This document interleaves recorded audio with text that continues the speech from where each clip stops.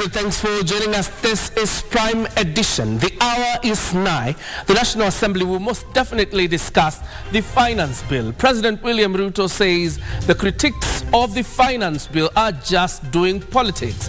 The opposition, on the other hand, is threatening government that if the finance bill is adopted, they are going to go back to the streets. That conversation will be forming part of our debate tonight, and we'll be speaking to the Mandera South Member of Parliament, that is Abdul Haru, as well as Manyata Member of Parliament Gitonga Mukonji. Both of them belong to the ruling side of Parliament. But just a quick one is that we had invited the opposition, represented by the Honorable Charles Nguna of Mwingi West, who bolted out in the last minute. Nevertheless, we shall have the conversation a little bit later. Here is what is forming part of our news tonight.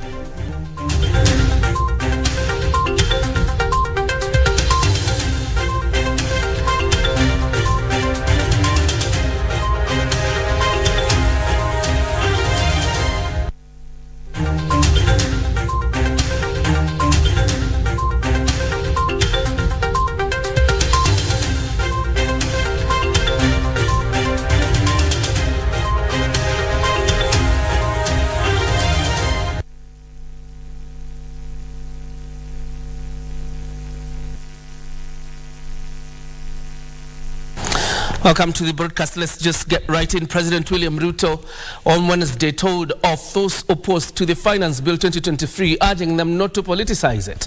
Speaking at the 20th prayer breakfast meeting in Nairobi, Ruto called for objective criticism devoid of selfish political interests.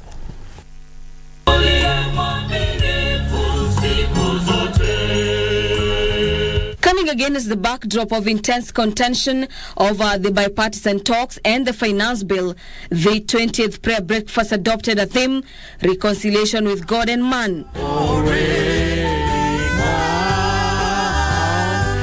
Addressing the over 2,500 guests, the chief guest, President William Ruto, used the occasion to address the controversy dodging the finance bill. Our commitment is under test. Only bold decisions will enable us to make the best of this opportunity to unlock the possibilities of the Kenya we all want for ourselves and for our children. It is time to be bold and brave. Ruto urged the opponents of the bill to relook at its proposals, which he said will help address issues affecting Kenyans, such as unemployment. If you feel pain, you are alive. But if you feel the pain of others, you are a human being. We know, we witness every day millions of our young people confronting us in our markets, in villages, in our streets. We all travel the 1,411 informal settlement slums in Kenya. We see those people. The president maintaining his government's stand against excessive borrowing.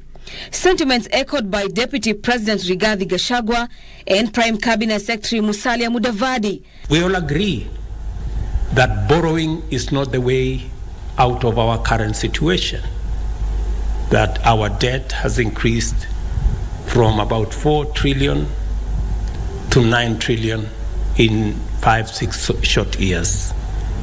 We must reconcile ourselves to that truth. When the President of Kenya says we need to make a contribution to provide shelter to those that do not have it, are we vultures? So, reconciliation is also sacrifice for the better. We want to plead and persuade all leaders also to reconcile with the truth and the reality. Because even as we reconcile with God and men, we also need to reconcile with the truth. Besides the introduction of a 3% housing levy for every employed Kenyan, the bill also proposes that value-added tax on petroleum products be raised from 6 to 16%, a measure that is expected to have a profound ripple effect on the prices of other goods and services. With the finance bill set to enter the second stage and subsequently the third stage ahead of the budget reading next week, the ball on whether to pass the bill or reject it in totality lies with members of parliament after President William Ruto urged them to give the contentious bill a nod for prime edition. I'm Gladys Mungai. All right, and the gentleman at the bottom right of your screen is Byron Bully, who is a sign language interpreter. Forgot to introduce him. In a related story, Azimio One Kenya coalition leader Raila Odinga says Kenyans should brace themselves for tough economic times should the Finance Bill 2023 be enacted into law. Speaking in Kisii County, Odinga claimed that it was apparent the current regime is insensitive to the economic hardships facing Kenyans.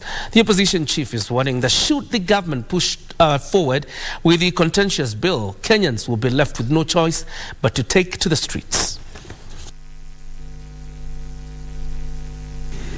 Azimio leader Raila Odinga on Wednesday pitched tent in Kisii County, where he met with the leaders from the Abagusi community. And for the umpteenth time, the ODM leader called on Azimio MPs to floor the contentious finance bill. Mingi ambazo zimeongezwa ndani ya hiyo bajeti, ambayo ikitekelezwa hali ya maisha itakuwa mbaya zaidi kwa Wakenya. The opposition leader further threatened mass demonstration if the bill is passed in its current form. Alhamisi ambayo inakuja utasoma bajeti. Okay? Baada ya kusoma bajeti wataleta hiyo finance bill. Wakileta hiyo finance bill na hii tutapiga parapanda. The Finance Bill 2023 has been the subject of a heated debate in which the opposition has accused the government of attempting to overtax Kenyans. All eyes are now on the legislators to see if the memoranda presented in the weeks-long public engagement will be incorporated in the bill.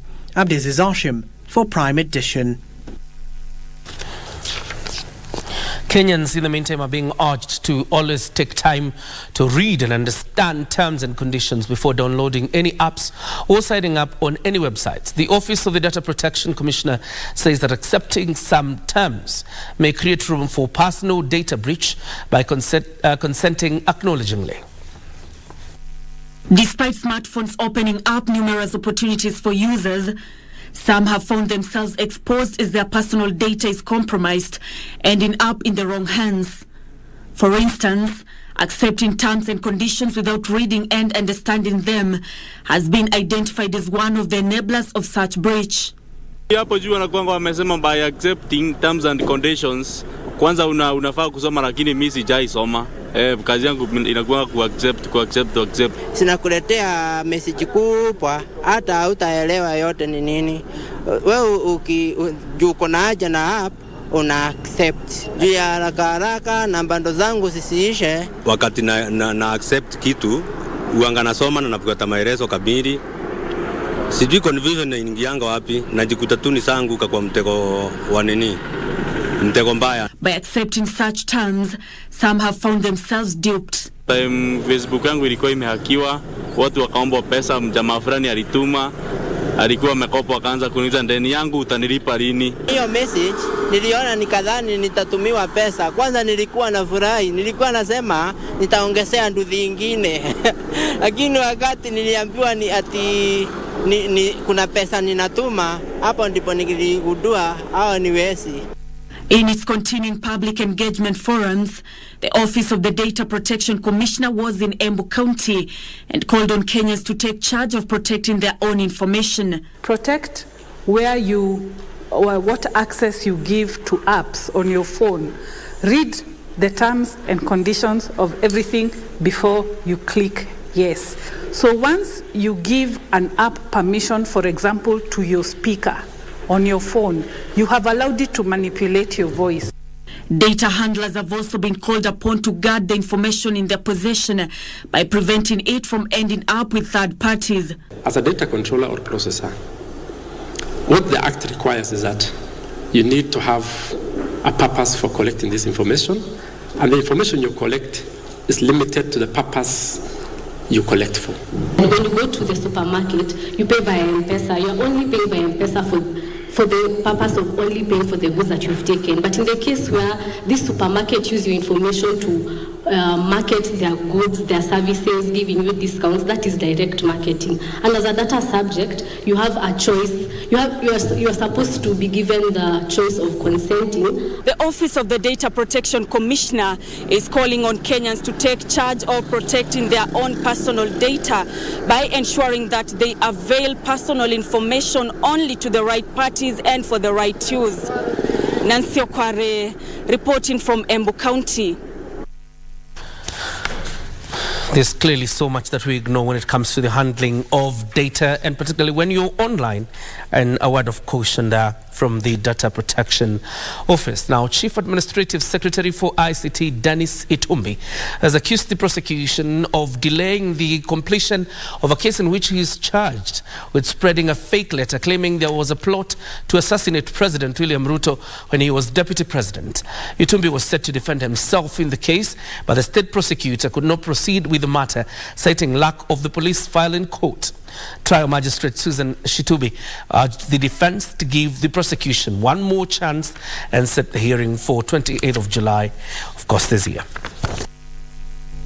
CS Dennis Itumbi and his co-accused Samuel Gateri appeared before trial magistrate Susan Shitubi on Wednesday, ready for the hearing of his case of spreading a fake letter claiming there was a plot to assassinate the then Deputy President William Ruto. Because now, it seems the trial will go to almost towards the end of the year, because now, going by her submissions, the file will not be accessed this week, will not be accessed.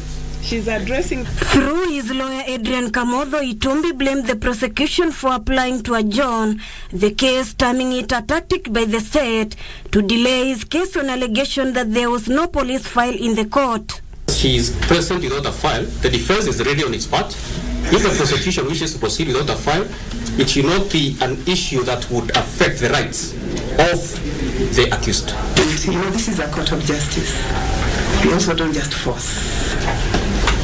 Let's give her time. Itumbi said it was an infringement of his rights to a fair trial. Itumbi and Gateri are accused of publishing the letter dated May 30th, 2019 with the intention of causing public anxiety. Elsewhere, a woman has been sentenced to 1 year community service after she was convicted of trafficking bang worth 63,930 shillings on 17th October 2019. Amina Abdi and her husband Francis Mwenda, who is on the run, have been sentenced to a 1 year probation and 2 year jail term respectively. So taking all these factors into account, I will sentence the accused person to 1 year community service. Trial Magistrate Bernard Ochoi, however, ruled that Amina was suitable for non-custodial sentence since she is a first-time offender and has a young toddler. Ruth Wamboy for Prime Edition. Food safety stakeholders have signed a memorandum of understanding to foster regional collaboration, which will in turn scale up the impact of food safety interventions in Africa. They further noted that increased awareness on the importance of food safety standards, strengthening regulatory mechanisms, and improving food safety surveillance will protect consumer health and facilitate trade. Michael Mandiga reports. Unsafe food has been cited as the main contributor to a cycle of diseases and malnutrition, hence putting immense strain on healthcare systems, hampering economic development and undermining sectors such as tourism and trade. Kenya joined the world in commemorating the 5th World Food Safety Day under the theme Food Standards Saves Lives, with stakeholders noting partnerships and increased investment in research is the best way to increase impact. If we focus and adhere to international standards, we are likely to have the dual impact of saving lives and at the same time economic benefit. Safety standards will provide the common basis for understanding and at the same time the common basis for joint action. Principal Secretary Public Health and Professional Standards Mary Muriuki said the government has established public-private partnerships in food production that including sensitizing farmers on the best international practices. Promote research because the more data that we get around food security and food safety, the better we are. We can use this data to actually expand on the regulatory issues that we have as a country and also as a region. Again, implementation of the policies. In Kenya, we have enough laws. We have enough policies. We simply just need to move the decisions from the table into action. Kenya also participates in development of international standards and guidelines aimed at protecting and improving animal health and welfare at the World Organization for Animal Health. This therefore calls for responsible use of pest control products in order to achieve the intended purpose and also attain the product's lifespan. Pesticides are important public goods which require appropriate use for optimum results and overall benefits to all. As the government works to actualize Vision 2030 and universal health coverage, the issue of unsafe food is pivotal in ensuring prosperity of the nation. Michael Mondiga for Prime Edition. Parliament obviously is on its second day after recess, and the National Assembly Speaker Moses Wetangula has challenged House leaders of majority and minority parties to jumpstart the bipartisan talks committee's sittings that were suspended a fortnight ago. In a communication to the House, Speaker Wetangula emphasized the need for the House leadership to ensure the 14-member committee concludes its draft resolutions. National Assembly Speaker Moses Wetangula says all is not lost for the bipartisan talks. Honorable Ichungwa and Honorable Wandai, you have been given the rare and unenviable privilege of leading this House. You must show leadership. It is not enough for the two of you to come and prostrate yourselves before the House and engage in unproductive lamentations. I want to encourage you, the two of you, the 7 members from either side you nominated are your nominees. And you must guide them, you must show leadership, and you must lead.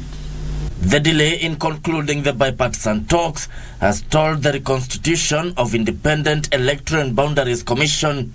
Leader of Majority Kimani Ichung'wah imploring on his colleague across the aisle to bring back his members to the negotiating table. It is time that we concluded this matter of the bipartisan talks. There are constituents in this country, like those of Banisa constituency, who are suffering without a member of parliament. We are almost at the verge of a constitutional crisis, having not an electoral commission in place. And therefore, the earlier we're able to expedite some of these issues, the better. These talks have dragged on for too long. In fact, they haven't even started, in earnest. And in fact, Kenyans have developed fatigue over the talks. There are many Kenyans who have already lost interest in those bipartisan talks. Meanwhile, Education Cabinet Secretary Ezekiel Machogu has assured that the capitation for all junior and senior secondary schools will be released by Friday. Appearing before the National Assembly to answer to questions by MPs, CS Machogu said the National Treasury had committed to release the funds. I wish to report to the honorable members and the country as a whole that indeed he has confirmed that by tomorrow the funds will be in the ministry, and then thereafter we will be able to disperse the same to all our schools countrywide. And I hope that by Friday of this week, the undertaking I've been able now to get from the Treasury, because they have gotten their funds, is that our schools will be able to receive capitation funds. Gisho Kiwashira, Prime Edition. All right, time for us to take our first breather on Prime Edition, but just a reminder that our conversation tonight on Prime Edition will be largely centering on the finance bill and what awaits it in Parliament. We are speaking to the Member of Parliament for Mandera South, that is Abdul Haru, as well as Gitonga Mukunji, the Member of Parliament for Manyata. Don't go too far, we're coming back with more news.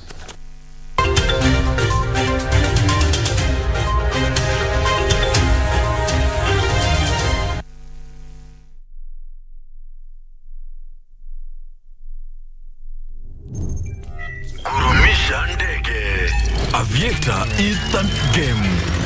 Be a daring pilot and earn by how much high you can lift the plane. The higher you fly, the higher your win. The sky is the limit. Mozart Bet.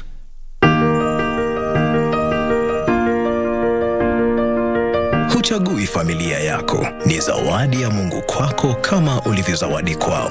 Iwapo unakohoa, unahisi uchungu kwenye kifua, uchovu kila wakati, joto jingi mwilini, unakosa hamu ya kula au kupoteza uzito haraka bila kukusudia na kutokwa na jasho jingi usiku, waweza kuwa waugua TB.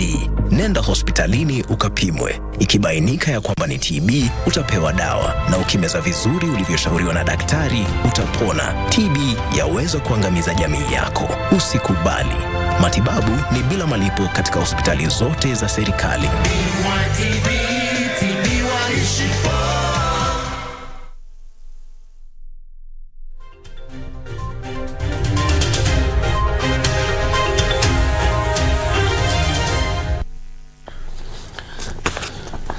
Welcome back. You're watching the Prime Edition. Now, Maseno School for the Deaf risks closure due to lack of funds for day-to-day running, occasioned by delayed capitation from the government. The special school has been forced to lobby for aid from well-wishers and non-governmental organizations to stay afloat. It is among thousands of public schools in the country operating on a tight budget, with the government yet to disburse 28 billion shillings capitation as pledged by Education Cabinet Secretary Ezekiel Mashugu last week. Weekly for Catch has that report. Amount of money that the government is releasing this week in junior secondary and also in senior secondary is to a total of 28 billion. The pledge by the Cabinet Secretary for Education Ezekiel Machogu last month was a relief to the heads of public schools who have had to operate on a tight budget due to delayed capitation. Schools have been forced to find a middle ground with parents, since sending learners home over school fee arrears will not serve the purpose owing to the tough economic times. Because right now as it is, if you send home students, it's most probable that they will not get money. Actually, parents don't have that money. And I want to thank a few of our parents, whenever we send out messages that we are in distress, that they pay their fees, have been able to respond. School heads also rely on funds from bursaries and student scholarships from various entities, as it is the case in Kisumu Boys High School. So our backbone is support from our parents, but these sponsors, if and as when their money comes, it really gives us a push. This week, for instance, Kisumu County Government released more than 102 million shillings in bursaries and scholarships to various learners in various schools across the country. Out of this amount, Kisumu Boys, an extra county school with a student population of over 2,000, received over 1 million shillings in what the school's management describes as godsend. Godsend in the sense that it's like we have schools have gotten to the level of living their lives almost one day at a time. The situation is, however, dire at the Maseno School for the Deaf, which has been forced to partially rely on aid from well-wishers. Apart from government, the children are supposed to pay some subsidized school fees, but many of them come from less fortunate families, and they are not able to pay anything. So when the government is not supporting, we only call upon well-wishers to support us in terms of how we can feed them.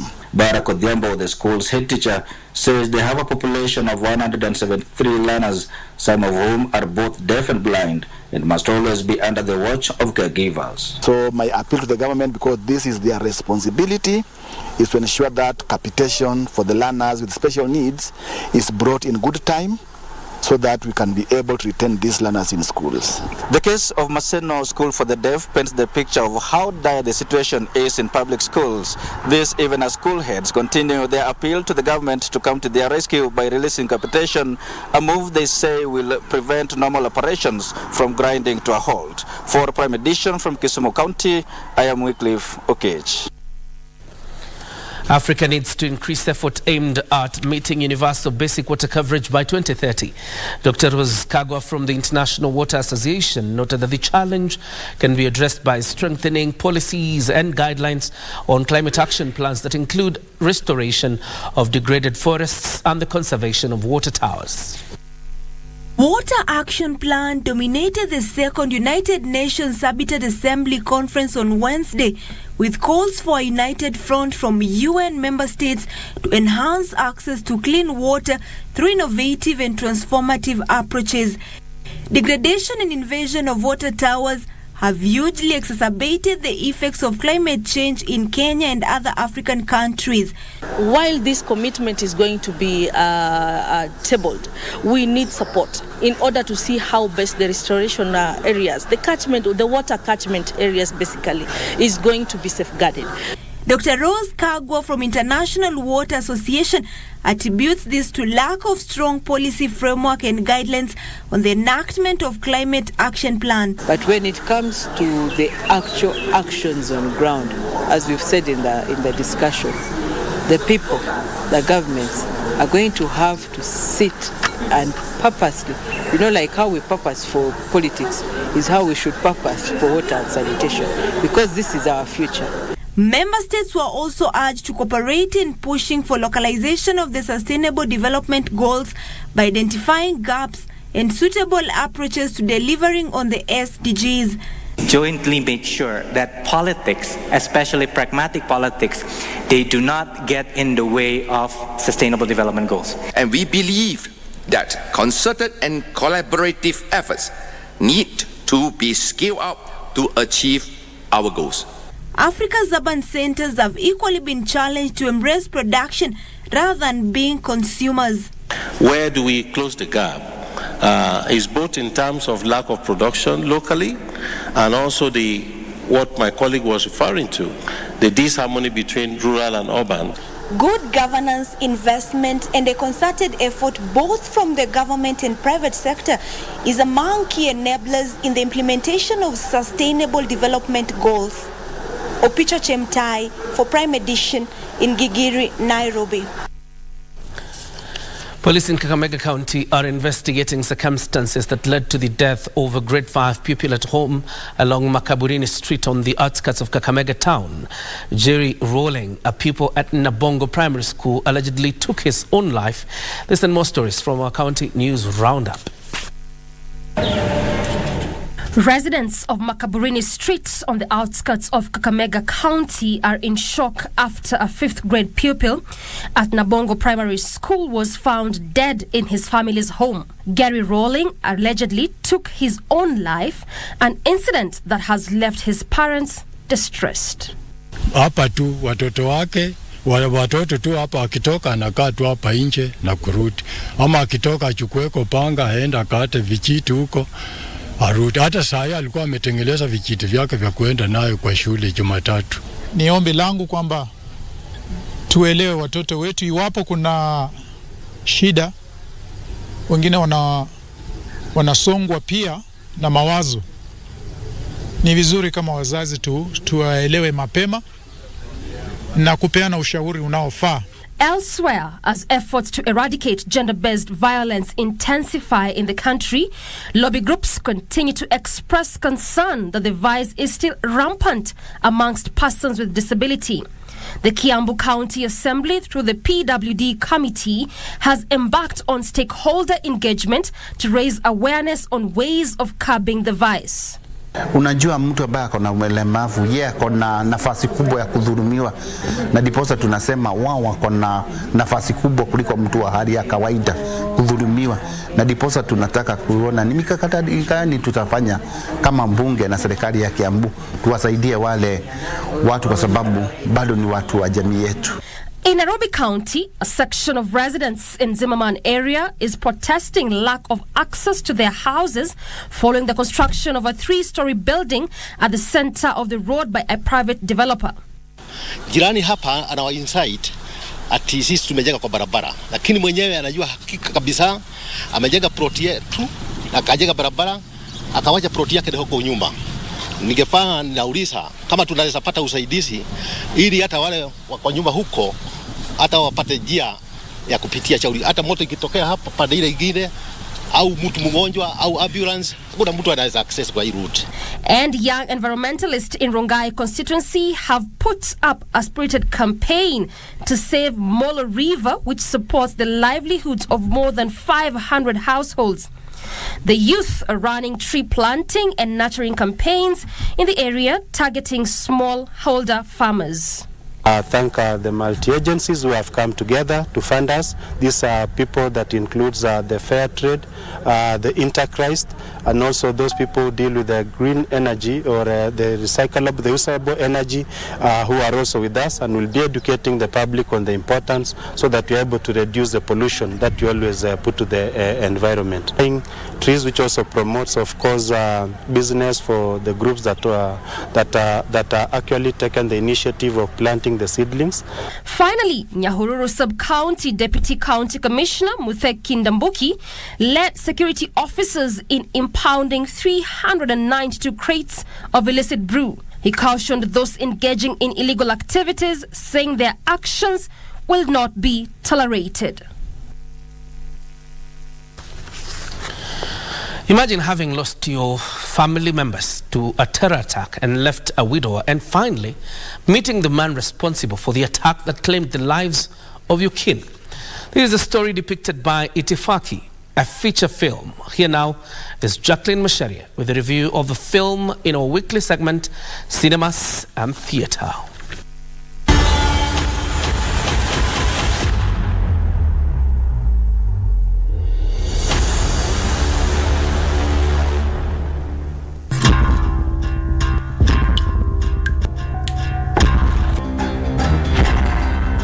Itifaki, a Swahili word for protocol, is a short story of a grieving widower Makena who infiltrates the life of the man responsible for the bus bombing that claimed the lives of his family. Nani amekutuma? Hii kezi iko fiti. Ni vile weekends kuna koga na kelele za watu sana lakini Posing as a potential buyer for his house, Makena engages in a deadly confrontation with John, leading to a climatic battle where their fates intertwine.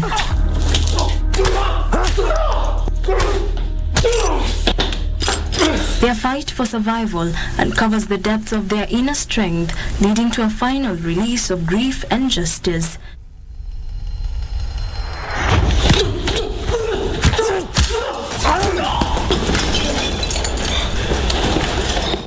Itifaki is directed and produced by Omar Hamza and co-produced by June Wairegi. Omar notes the short film was a proof of concept for a later feature film. Essentially what we wanted to do was to film an action scene to enable in as account screen if we put our weight onto it. But we couldn't just shoot an action scene pekee tu hivyo. So we had to develop a small story around the action scene. So that's how the Itifaki short film offshoot happened. The filmmakers describe that despite the cast members being dedicated to their craft, casting for an action feature film is not easy.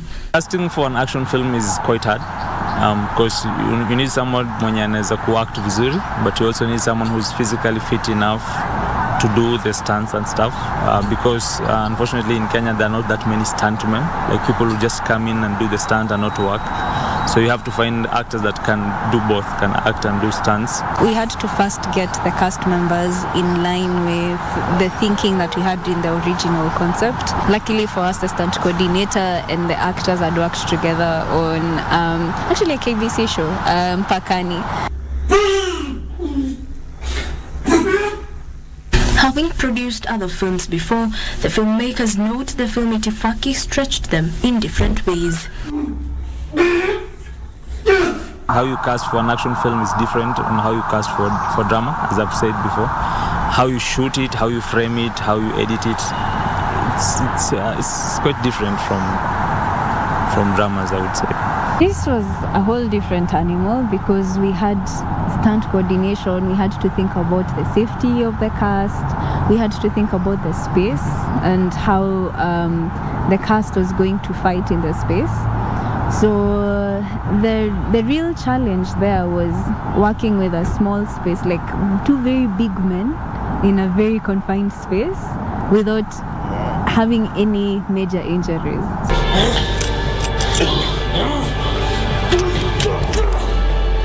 The emergency of the streaming services are kind of helping the industry, like in Showmax and Netflix, and also the KFC has stepped up in a big way. If we pulled our money to proper projects. So the first thing I think should happen is writers. Primarily as a writer, that's what I feel that the industry is currently lacking in. So you can watch the film on our YouTube channel. It's at Giza Visuals. You can find us on Instagram, Facebook, YouTube, across the social media platforms at Giza Visuals. Jacqueline Masharia for Cinemas and Theatre.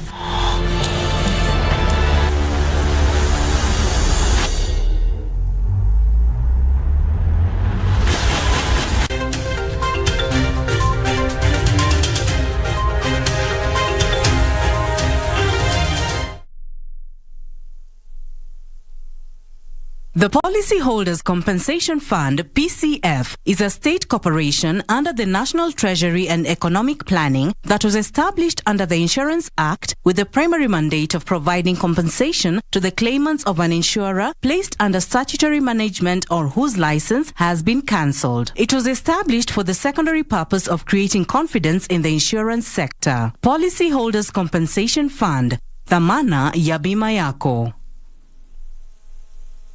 Ili kupata sikiza tune hii ya usini record, bonyeza *811*396#. Unakata pia kabaya Wakenya mnakuanga nako ya kuweka mtu kwa speaker alafu mnarekodi sauti yake bila ruhusa. Nikipata sauti yangu ina trend huko nje na kuna pesa napata, mtajua mimi mlu yako na roya na sina roya binadamu. Usini record. Ili kupata sikiza tune hii usini record, bonyeza *811*396#.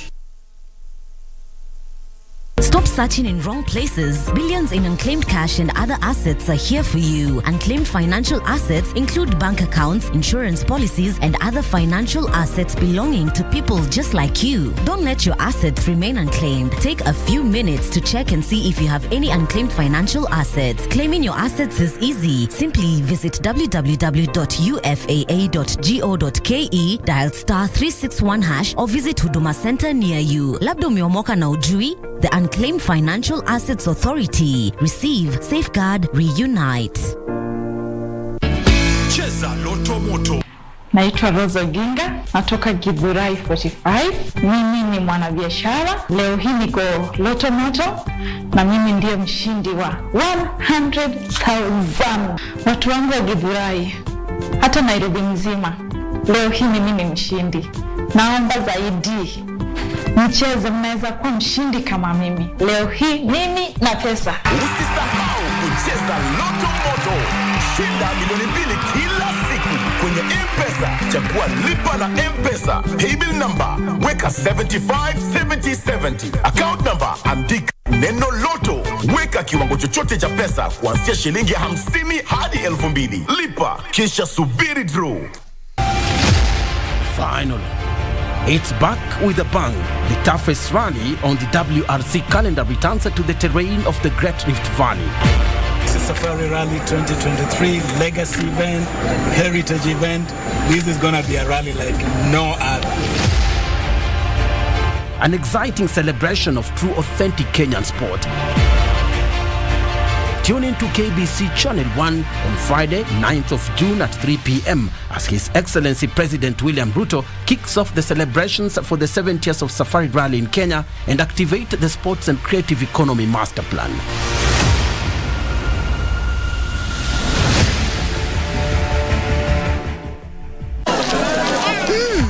Colgate Herbal is formulated from a unique blend of natural herbs and is scientifically proven to strengthen teeth and keep gums healthy.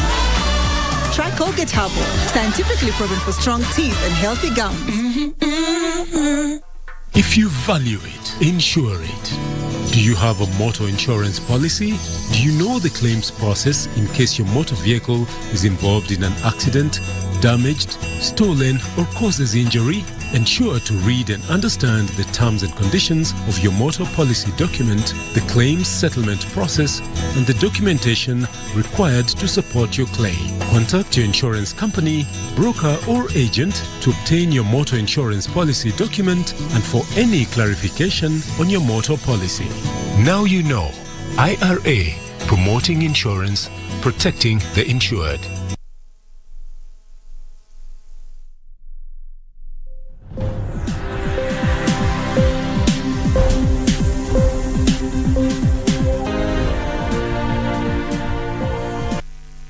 Well, thank you for joining us as we bring you up to date with the latest in the world of business. Now, the Budget and Appropriation Committee has proposed to increase the 2023-2024 financial year budget by 80 billion shillings. If adopted by Parliament, recurrent expenditure will go up by 56.4 billion shillings, while development expenditure will increase by 24.2 billion shillings. If approved by the House, the 2023-2024 budget will jump to 3.7 trillion shillings. The proposed amendments have been forwarded to Parliament for approval.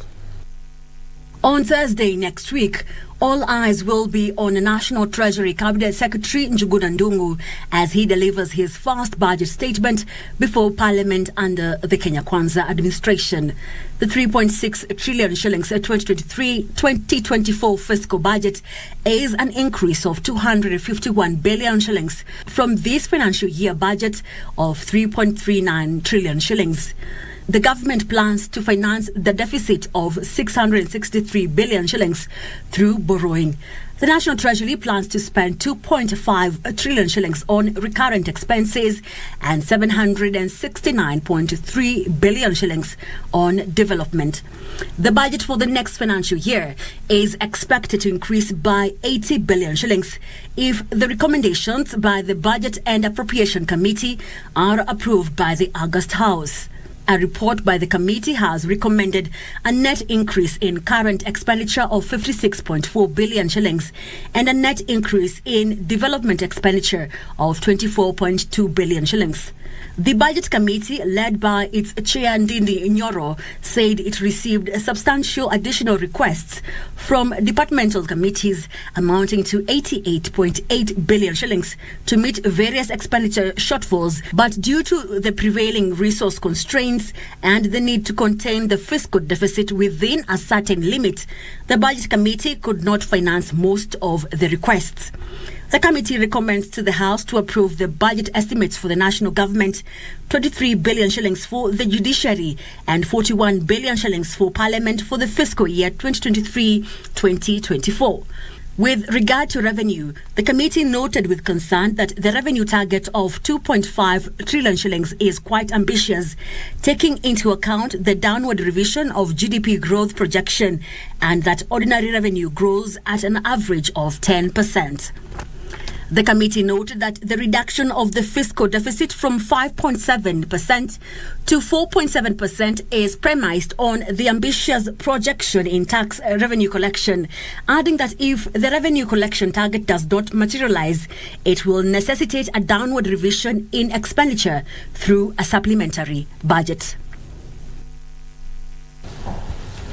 At the tail end of this bulletin, John Jacob Kioria will be discussing more about the budget estimates as well as the various tax changes that have been proposed in the Finance Bill 2023.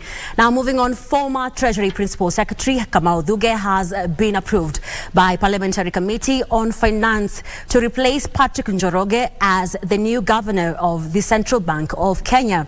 President William Ruto nominated Kamau Thuge, who has also worked as a presidential advisor on the economy last month, replace Dr. Patrick Njoroge, who is retiring after serving 2 terms as a central bank governor since 2015. Parliament is now expected to debate the nomination of Dr. Thuge next week.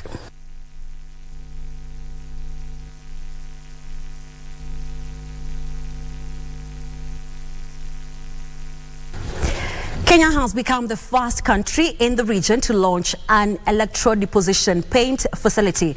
The 500 million shillings facility by automaker Isuzu Kenya is expected to double vehicle production at the company. President William Ruto has said the government will soon publish the national automotive policy that will help catapult the auto industry in the country. The 500 million shillings facility utilizes electric currents to ensure that paint reaches all surface of a vehicle for ultra-smooth finishes. Isuzu East Africa says the company plans to invest more than 2 billion shillings in the next 2 years to boost vehicle production in the country. Our commitment to manufacturing excellence, therefore, aligns well with the government's vision of the strong industry base and sustainable economic growth. Speaking at the Isuzu East Africa, President William Ruto has said boosting manufacturing is a top priority for the government. The president has said spurring industrialization through the automotive sector will provide more job opportunities, enhance skill development, and ensure reliable mobility. The plant is one component of a drive by Isuzu East Africa to deepen its manufacturing operations in order to improve local vehicle production and make it globally competitive.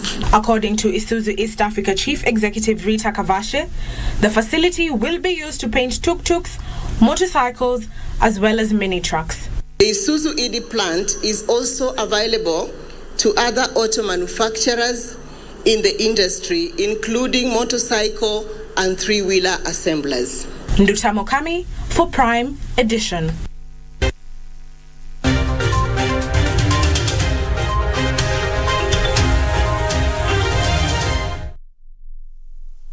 What am I forgetting? Nini, workers paid, rent checked, mlango locked, visiting leo, goza mzaesi nilitoa jana la internet zote. What is it? What am I forgetting? Nini, nimesahau kucheza Loto Moto. Usisahau kucheza Loto Moto. Unaweza shinda hadi milioni 2 kwenye M-Pesa. Chagua lipa na M-Pesa. Paybill number, weka 757070. Account number, weka neno Loto. Weka kiwango chochote cha pesa kuanzia shilingi 50 hadi 2000. Lipa, kisha subiri draw. Ujumbe huu umeidhinishwa na BCLP. Iwapo unakohoa, unahisi uchungu kwenye kifua, uchovu kila wakati, joto jingi mwilini, unakosa hamu ya kula au kupoteza uzito haraka bila kukusudia na kutokwa na jasho jingi usiku, waweza kuwa waugua TB. Settle down everyone. My name is Mr. Sanjay and I'm your new business teacher. And what do we say? Charity begins at home. In Kinyanjui's case, it is robbery, not charity. Continue suggesting. Me Julia Molo, I am not contributing anything. Contribution yangu atoe kwa deni. TB yaweza kuangamiza jamii yako. Usikubali. Matibabu ni bila malipo katika hospitali zote za serikali.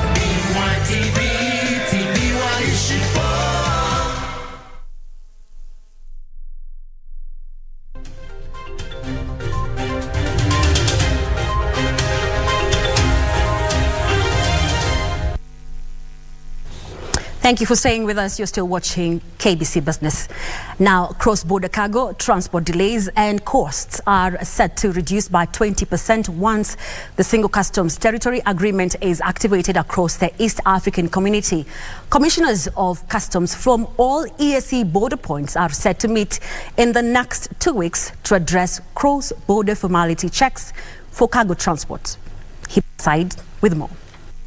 In Kenya adds almost $11.7 billion to Kenya's gross domestic product and grew by 8.1% in the last year. Despite this, cross-border cargo transport within the East African community has been hampered by cross-border delays due to checks, causing traffic snarl-ups that is leading transporters into heavy losses. Starting 19th, in the same place here, we are going to hold a meeting, a conference on non-tariff barriers, followed by immediately the next day having a meeting of customs, commissioners of customs of EAC region. The authorities are setting frameworks to support multimodal transportation and transport interoperability among member states. But despite all that, we need to find how best we can be able to trade and make the logistics workable. Other continents have done a lot of progress that you can move from one part of a country to the end of a continent without being stopped along the way.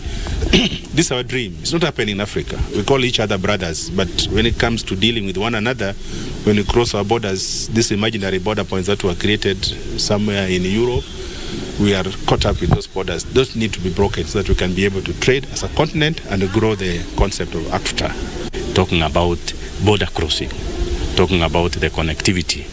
What causes, and I'll pose this question, one of the things we'll be looking at is the single customs territory, which is a regime that have been implemented by all these member countries. If you clear your cargo in Mombasa through the single customs territory, ideally, and you have passed through a way bridge in Mariakani, ideally you should pass directly at Malaba without stopping. We need to see ways of leveraging on technology to be able to have seamless crossing of the border so that we don't have this congestion that we have. They say seamless connectivity among the countries will increase intra-Africa trade, which still lies at 17%. Hibak Said for Prime Edition.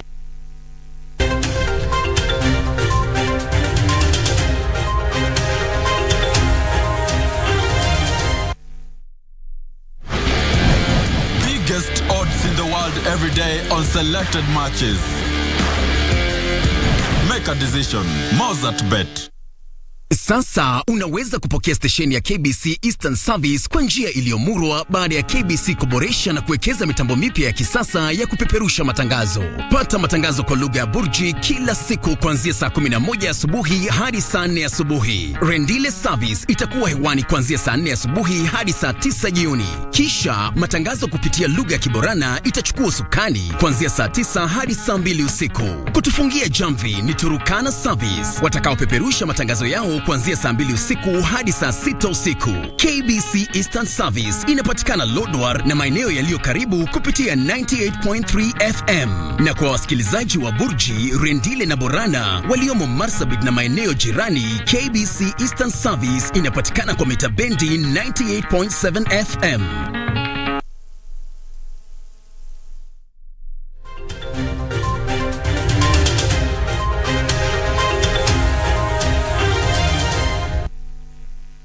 Now, Kenya should upgrade its livestock early warning system to deal with the cyclic drought situation in the country. The African Union Bureau for Animal Resources says with proper adoption and utilization of the system, the government will be able to deal with water and forage shortages in pastoral counties. Experts say developing a reliable early warning system can reduce the loss of livestock and improve the resilience of pastoralists in the country. The system combines the water balance simulation model and spatial analysis tools to generate a monthly forecast of forage and water conditions. Speaking during a Pan-African Union Bureau for Animal Resources meeting in Nairobi, players in the livestock sector have declared a decline in animal production due to production diseases and situational drought. The first intervention is the disease reporting. It is from there now you alert the relevant people, and then also the veterinary services is developed at the county level. Pastoral communities in Kenya are now calling on the government to utilize the Equalization Fund to cater to the welfare of livestock by setting up mass vaccination or deworming initiatives every quarter of the year. The government now focus to pastoral communities so that these equalization funds has to also lift us up. Through the Live to Africa intervention, the European Union injected 1.2 billion shillings into the African Union to support Africa in the sustainable development of livestock. Stakeholders in the sector have identified the low resilience of livestock production systems and access to markets as the biggest threat to growth. The PDC recommended that future projects should consider certain delegation arrangements and the transfer of activity funds to the regional economic communities. Frederick Mwoki for Prime Edition. Well, that's all we had lined up for you, but you can find more stories on our website at kbc.co.ke. My name is Wairimu Jenga. Have a good night.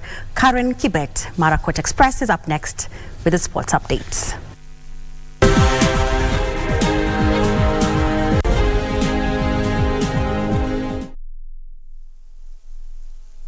Welcome to East Africa. This is Safari Rally Kenya. The WRC Safari Rally is set for June 22nd to June 25th in Naivasha.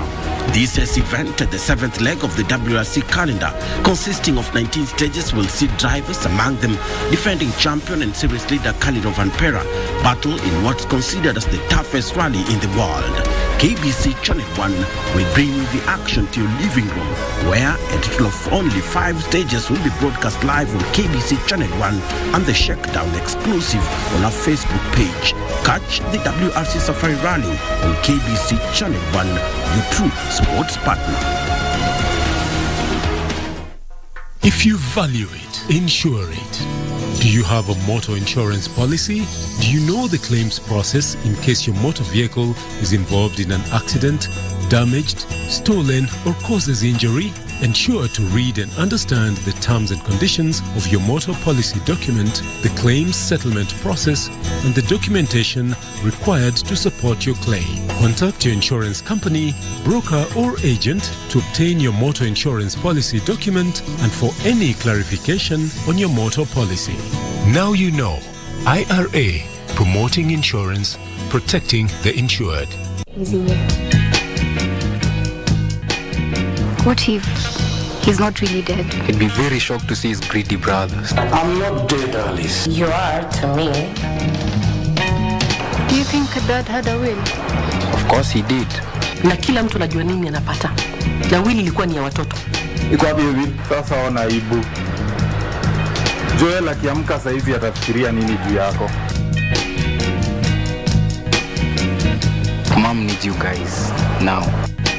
You know, by now she's very vulnerable and gullible, I must say. I need you to do everything in your power to get back with him. What's in it for me? Getting your husband back, of course.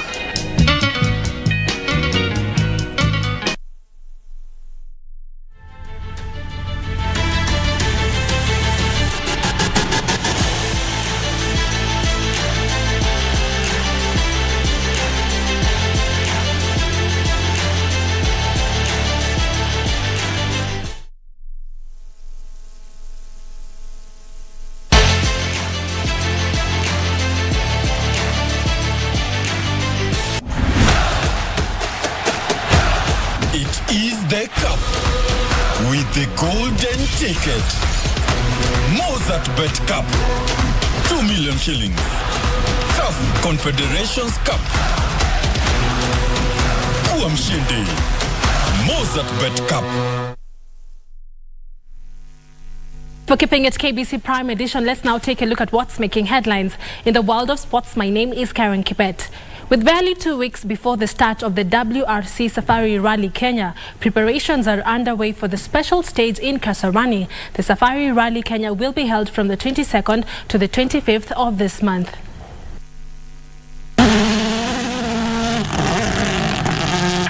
After the official flag off at Uhuru Park, drivers in the WRC Safari Rally Kenya will compete at the 4.8-kilometer distance on the 22nd of June before heading to Naivasha, where they'll compete for the over 350 kilometers in 3 days. So since then, we've just been working on the plan for that particular route. We've had small changes from last year, not many. We removed Naivasha, we replaced with Malewa. We ran Malewa 2 years ago, so we put that one back in. Small changes in Australia, small changes in Kedong. Apart from that, it's almost the same.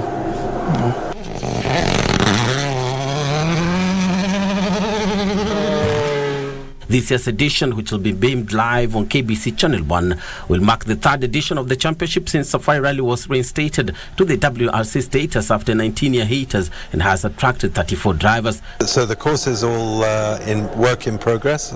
We've got NYS there assisting us to sort out a few parts of the road. Entries are all coming in. I think they've been finalized, so hopefully more locals will do the KNRC version. But yeah, it's busy. The shakedown for the Safari Rally, which will cover 5.4 kilometers, will be held on Wednesday, 21st June at Loldia in Naivasha.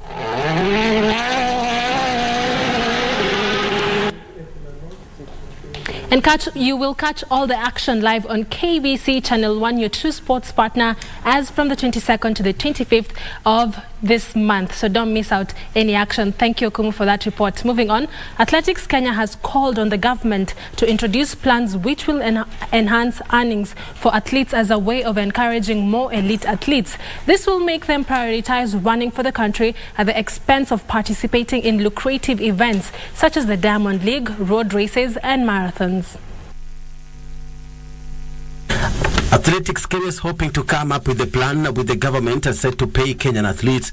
AK Executive Member Barnabas Korir says it's disheartening to see more athletes prefer to run in individual races, which forces the federation to select weak and average teams for World Championships and the Olympics. We have worked very closely with some of these athletes. You saw that we had also Jacqueline Jekwech also competing. Yesterday we have had also Sin Mora and many other athletes that are transiting now from youth or junior category to senior. So this is something that the structures that Athletics Kenya has laid down is what is helping our athletes to do very well. Korir have exuded confidence in the recently named marathon team for the World Athletics Championships in Budapest, Hungary in August. The federation is also contemplating on conducting trials for selecting the marathon teams in future, a move which will give more athletes an opportunity to represent the country as opposed to the current criteria where a panel of coaches select athletes based on ranking, performance and availability. AK bid for World Championship 2025, but we were not successful because of the infrastructure that had not reached the standard service required by World Athletics. Therefore, we have been given another chance to try 2027 or 2029, but also President of World Athletics indicated that. At the same time, preparations are in top gear for the second edition of the Nairobi City Marathon, scheduled 2nd of next month. Kiambu County is set to undertake major renovations to restore the glory of the currently decaying Ruiru Stadium that has seen football clubs cry foul over its poor state. The poor condition of the pitch has had a negative influence on its players, who end up sustaining injuries, forcing them to travel to other venues to play their home matches. After long days of tears due to the poor state of the Ruiru Stadium, finally the Kiambu County is set to fully renovate the ground. Governor Kimani Wamatangi has guaranteed to improve the sorry state of the ground, which has been playing host to a number of clubs including Zitex Parks. Wamatangi promised to expand the pitch, recarpet the worn-out AstroTurf and level the field to meet international standards. Tunawatengeneza hii uwanja ikuwe top class hii, tunarudia hii ikuwe number 1, sawa sawa. Alafu tutengeneze hiyo mataa iwe inawaka, tuongeze huko mpaka mwisho, tuongeze track. Kama unataka kufanya tease kwanza na warm up, kunakuwa na track ya kufanyia warm up, alafu game inaendelea. Mahali ya spectators kukaa tutatengeneza hapo kama ni watu wanakuja kuwatch game. The poor state of the facility has also taken a toll on FKF Division 1 club Ruiru Hot Stars FC, who had to source for alternative venues. Players and sports enthusiasts present during Wamatangi's visit expressed vivid optimism that with rehabilitation of the stadium, sports development will be enhanced in the county. Tunajua umeangalia situation ya uwanja, umeona kwamba sio mzuri, na tunaamini ya kwamba unakwenda kurekebisha. Na tunasema ni asanti kwa kusaidia vijana wetu kulea hizi talanta za vijana wadogo. The ground needs construction of modern drainage systems and spectator stands.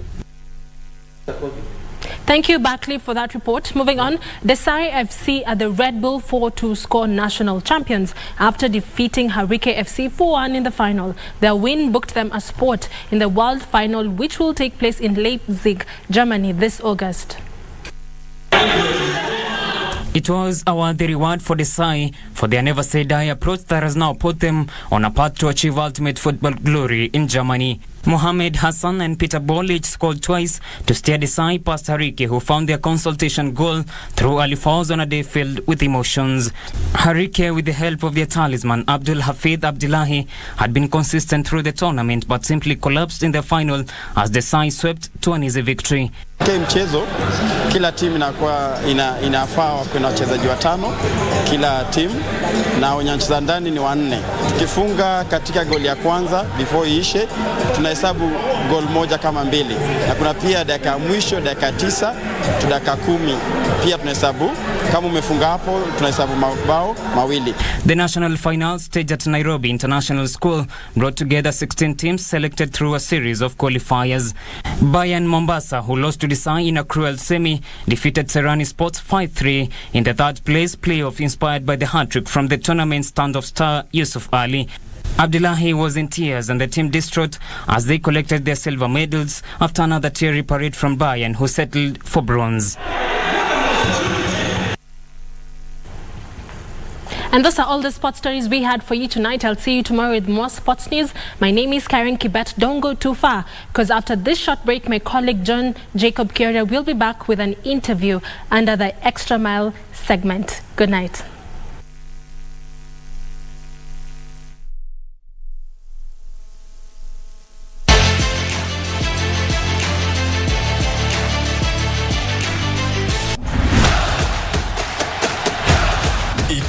The cup with the golden ticket. Mozart Bet Cup, 2 million shillings. CAF Confederations Cup. Kuwa mshindi. Mozart Bet Cup. All right, time for us to have our conversation. We're talking about the finance bill and particularly the politics about it, because there is no doubt that indeed it is in the National Assembly for the second reading, and it'll probably be followed by the third reading and probably the passage. We're speaking tonight to the Member of Parliament for Manyata, that is Gitonga Mukunji, as well as the Honourable Member for Mandera South, Abdul Haro. Probably even before we get to the particulars of the finance bill, and both of you gentlemen are very much welcome to the studio. Today was the National Prayer Breakfast organized by Parliament.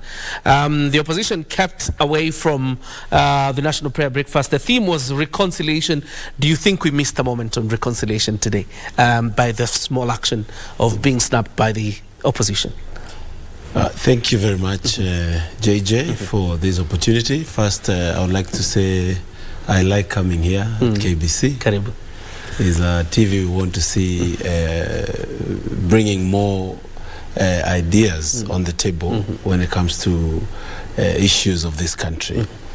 I also want to say welcome to my people of Manyata constituency. We were there last week on Madaraka Day. I want to thank you and the whole KBC team for amazing coverage of our constituency. You really put our constituency on the map. Thank you. And I want to, on behalf of the people of Manyata constituency, to say thank you so much for that.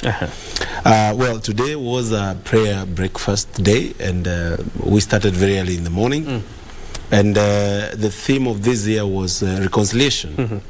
And reconciliation is also part of where it starts. So we might have not had the opposition leaders, but the fact that we held a prayer breakfast led by the National Assembly, by the Parliament, that was themed reconciliation. It shows open hands in terms of reconciliation in this country. All right. And I would like to really say it wasn't a good picture for our friends in opposition, Raila Odinga and his Azimio Brigade, to miss out on this, because Kenyans are watching. Kenyans want to know who want this country burning and who wants this country to have peace.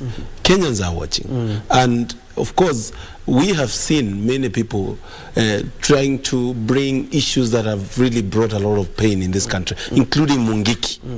And I'm pretty sure the government is prepared to deal with any eventuality. But I would call upon the opposition leaders, Raila Odinga and his brigade, to come on the table of reconciliation. And it is started today in the National Assembly, where we are having the bipartisan talks, where Raila Odinga and his team have given a number of MPs and a number of participants, and the government side has given participants. And in that spirit, we expect this country not to go a direction that is going to make this country hurt. We have been there before, JJ, and it's not a path that we can even afford to take. This country need to reconcile, and we need to focus more on issues that are affecting our common manage. We need to talk about the economy. We need to talk about these issues that are touching on jobs and everything. And we will talk about the economy. But I'm just wondering about the National Prayer Breakfast. In fact, yesterday, Azimio said they don't think the prayers are genuine. In fact, Kalonzo Musyoka, I think, was lined up to pray at some point in the program today. By missing the National Prayer Breakfast, Mheshimiwa Haru, do you think that moment of reconciliation didn't take off as was anticipated? I think we didn't miss any opportunity in terms of, setting the stage for reconciliation in this country. But it was unfortunate that our colleagues in the opposition didn't show up. I wish they showed up, because the message in the gathering and the prayer itself, it was very powerful. It was my first time to attend, but I was seated next to a colleague who's been sitting in that meeting for 3 times. And he told me this was the largest meeting he's ever attended. And he said it was the most vibrant. So I don't think, I come from a conflict resolution background in terms of studies. And I think when you deal with matters reconciliation, sometimes it's not something that can happen instantly in one meeting. It's something that builds on something else, and one thing builds onto the other. And I think the momentum we've had today and the discussions we've had today and the tone was very okay. I hope we will replicate this tone to the other side of the aisle. And in terms of your question whether we missed an opportunity for reconciliation, no, we didn't. We just got an opportunity to build a case for reconciliation in this country. Fantastic. And for the record is that we invited a member of Azimio, Charles Nguna of Kitui, that is Mwingi West. But then he bolted out. So in our search for balance, we had invited him, but then again, he bolted out. So let's talk about the finance bill, Mheshimiwa, and the politics therein. When this bill finally lands in Parliament, are we staring at a rebellion within both camps? Because, for example, on your side, Kenya Kwanza, there are MPs who are opposed to the proposals in the finance bill. On the other hand, in Azimio, despite the position taken by their leaders that they strongly oppose this, we've seen the likes of Esther Passaris and probably even Beatrice Alachi revealing that most likely they're going to vote for the proposals in the finance bill.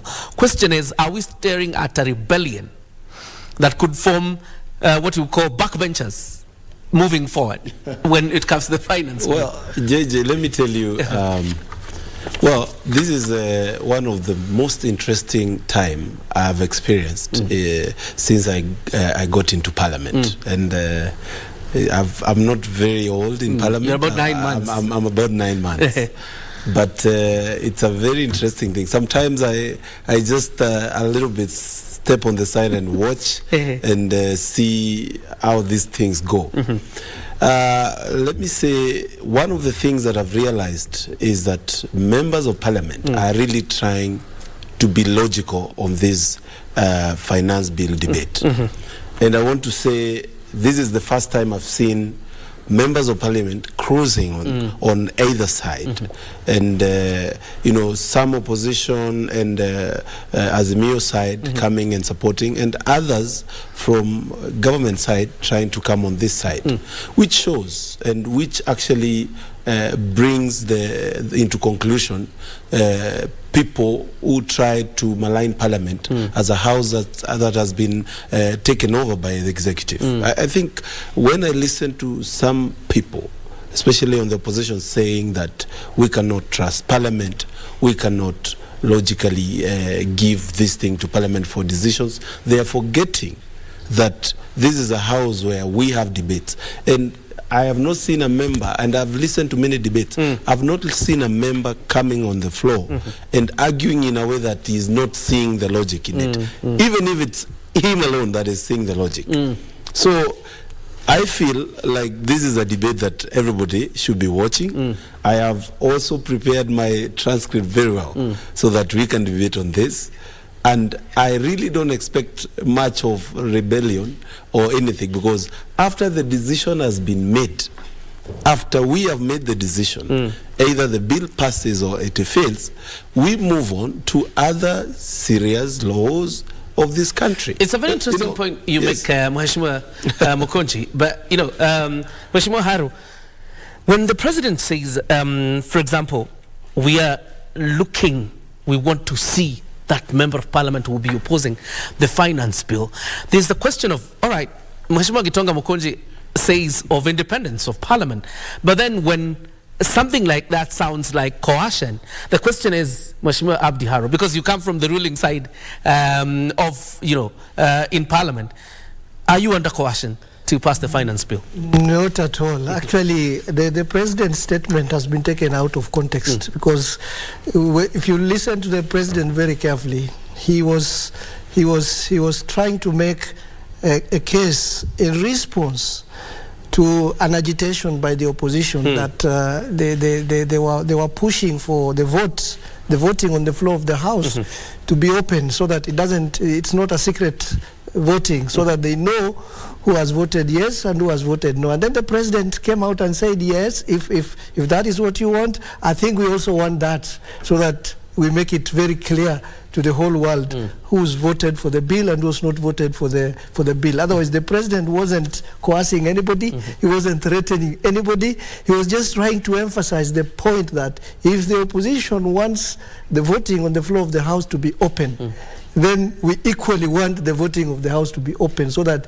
we know which member voted which side of the divide. So I don't think there's any coercion there.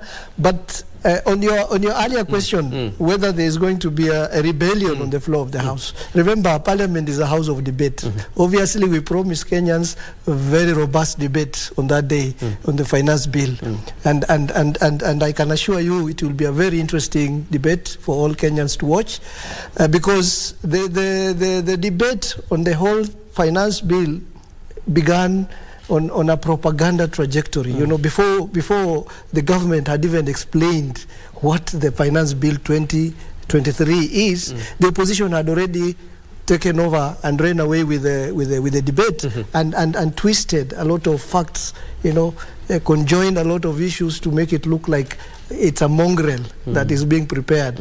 But once the government started explaining what actually those issues mean, the debate is changing, and we are going to have that very robust debate in the House, because Parliament, our voters sent us there to debate. They didn't send us there to sleep, and we'll give them the debate they desire.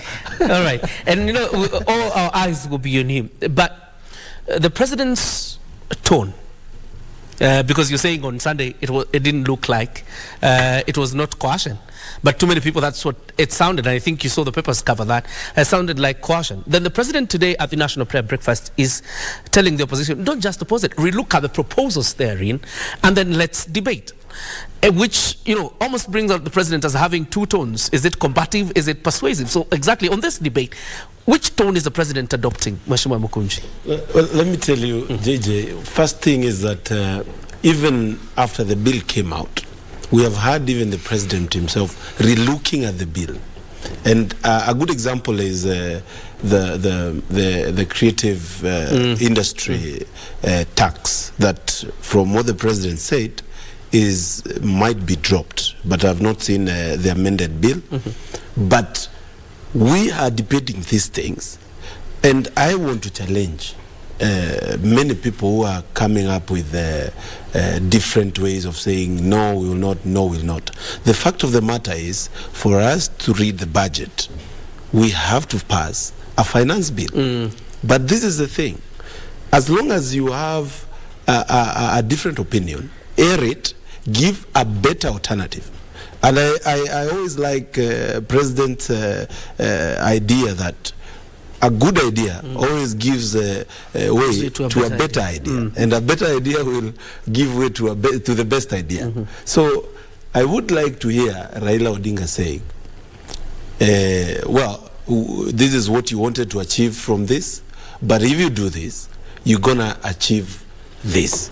I would like to hear all these guys who are coming up with because I have read the bill myself, and of course there are some things that are uncomfortable to me, but you have to look at the bill wholesomely and see what will it bring in this economy, what does it entail, and how does it impact on the economy, including on our debt issue that is very serious in this country, and also on the issue of joblessness of our youths, lack of opportunities, funding of all these institutions that this constitution brought, and the president does not have many alternatives. If we just finish another year and he is not decisive enough, we might not be able to achieve what we promised during our campaigns. So we need to hear alternatives.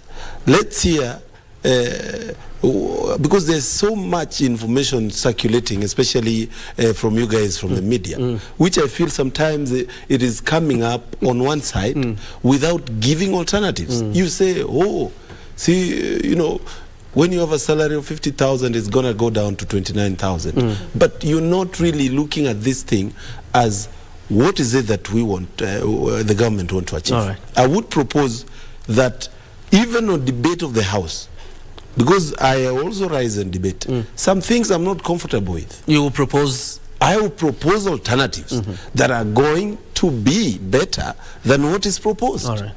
If it's the issue of job creation, let's hear a debate from opposition saying, now you are talking about job creation, but we have this alternative that is going to double your jobs. So stop whatever you're saying. All right. Let's go this direction. You know, coming back to the question, Mheshimiwa Haro, and listening to the president, is he combative or persuasive? President Ruto is not combative, and I would wish you listen to the President Ruto at the National Prayer Meeting. I did. That is the tone that I want you to listen to, not the other tone. You see, the President said very clearly that today, actually at the National Prayer Meeting, he said, this is a time to be bold and brave. You know, to be bold and brave doesn't mean you're combative.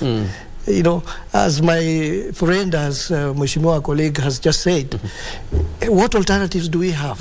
You know, we are coming from a background where we saw our debt rising from 4 trillion to 9 trillion in 5 years. And we are in a situation where we are saying it's no longer sustainable to continue borrowing in order to finance our economy. And we promised our people quite a number of things. We promised them jobs. We promised them an export-oriented economy. We promised them affordable housing. We promised them a lot of things. And those things needs to be done. And some of the decisions to reach to those things are going to be very hard and very difficult decisions. You know? Sometimes you do things, you go through a worse time before it gets better. And I can assure you, we may have some little pain for some time, because we even inherited an economy which wasn't as flattering as it should be. So we should expect to have some little pain before we get to the gain that we are looking for. All right. Yes. I was looking at the budget estimates today tabled by Dindi Nyoro, the chairperson of a budget committee. And because there's somebody else asking a question about the taxes probably hidden in this finance bill other than the housing levy.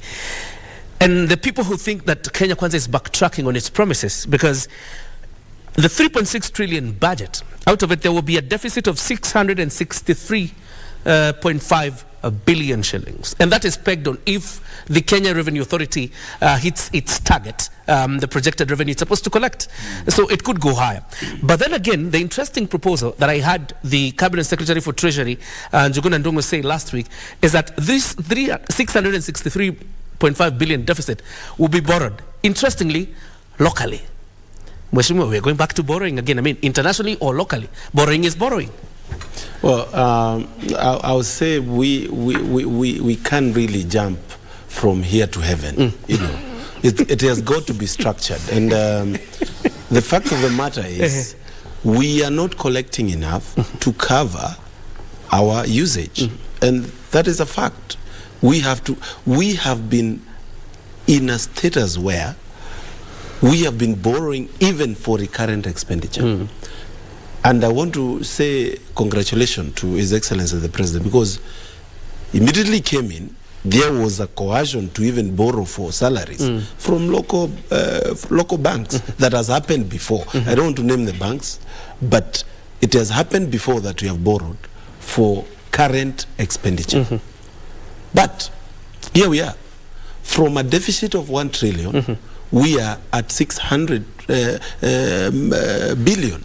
So we will go that way until we are able to break even and then even get surplus for our country. But that has to happen when two things happen. Number one, we have to be prudent with our usage. We have to be prudent in our investments. We have to put we have to put money where our mouths are. We have to put money in projects that are able to give back to this economy. Number two, it will happen when we are borrowing to do the right thing. And this I mean by the fact that even this government, it's really focusing on borrowing to help on production, but not consumption. And if you look at that bill, because some things are not getting the airtime that they're supposed to get. A good example is the issue of packaging of tea and coffee. We have had a challenge where we are exporting a lot of coffee and tea, which are our main exports right now. But if you want to do value addition in this country, you are totally disoriented, because when you import the packaging things for coffee and tea, you definitely have a product that cannot even get the shelves in the right price. You can't compete with the people. So you find our jobs going to Egypt, South Africa, and those other places. Those are not getting the right airtime. We are also not giving the right airtime for this gas issue, whereby the home gases, the cooking gas will go lower in terms of price. Because of the zero rating of the VAT on cooking gas. So we need to actually be very balanced on this. Let's have an educative way of covering this bill instead of bringing the negativity and making it look like it's a death trap for this country. I would propose that, because this debate is going to happen in Parliament, if it's possible, let's have all media houses covering it live, so that we can know what the members of Parliament... KBC will be covering it live. So that we can be able to have that coverage that is making sense. Mheshimiwa, if we were to go that route of locally borrowing, the deficit of the more than 600 billion deficit, obviously that will crowd out borrowing for SMEs. You know, it's like giving with one hand and taking with the other, and then backtracking on the promise of borrowing. Let me tell you, I have a different view. We may not even borrow much, even locally, because some of the measures that have been put in place, you know, some of those taxes you've said are hidden. Actually, there's nothing hidden. It's quite clear. There are quite a number of taxes which have increased, and there are quite a number of taxes which are there are exemptions and taxes which have gone down. And I think we can generate revenue from some of these taxes which have increased. And which are some of those areas? Like, for example, imported fish. You know, it's going to generate a lot of revenue for this country. Look at the imported sugar. Look at the area of locally made and imported confectionaries. Look at imported hair, imported furniture, imported cement, imported steel, imported paints. All of these are avenues for generating more revenue, billions of shillings for financing our. So it's not. It's just a projection by Treasury that we may borrow to cover the deficit. But if we achieve, you know, collecting the revenue perfectly the way we hope it would be, without seepage, without, you know, under collection, for these increased taxes, especially on some of those imported products, then we can generate a lot of revenue that can finance part of the deficit that we have. So I don't believe we'll borrow very much from local, but of course there will be some element of borrowing. I actually love your optimism. But Mheshimiwa, I think you've seen much of a cry, and it's been covered in the news about hospitals that are turning away patients because probably of NHIF remittances. And I think I've seen judicial officers, some of them are yet to access some of their allowances. At least you're in Parliament, you know the health of our finances. Yes. Are we broke? Well, where we are, JJ, I'll tell you, is we are in a hole. And sometimes I even sympathize with the president, with the fact that we put a lot of pressure to executive to do all these manner of things, to do a lot of projects, to cater for our health, to cater for all those things. Then when it comes to telling him now, where do we get money to do this? We tell him no, back off. I can tell you what has been happening before is the fact that we have had an administration that was focused on today. Let's do this so that we can survive for tomorrow. I mean, we do this today, then we are hit tomorrow, we go back to borrowing. But this is something that I feel the president has looked at in longevity way, and in a way that we can be able to plan this country and have it have some coffers that can be able to hold this country whenever there's a problem. And the fact of the matter is, and you've mentioned NHIF, we are going to clean up and ensure these institutions work for the common man. Today, when you claim that housing problem is none of your business, you are claiming that not really having visited a place like Kibera or places where people languish, and you would even feel ashamed in this country. And it's a big shame when even presidents and first ladies of countries come to this country and they visit Kibera and take pictures with kids on with flies on their faces. We have to be concerned about everybody.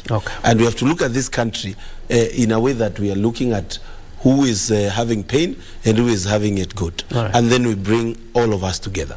The fact of the matter is, we should be able to ensure a balanced life for everybody. We should have a bare minimum for everybody's life. All right. And that is the key thing. Yes. Very quickly, Mheshimiwa, because I understand time is up.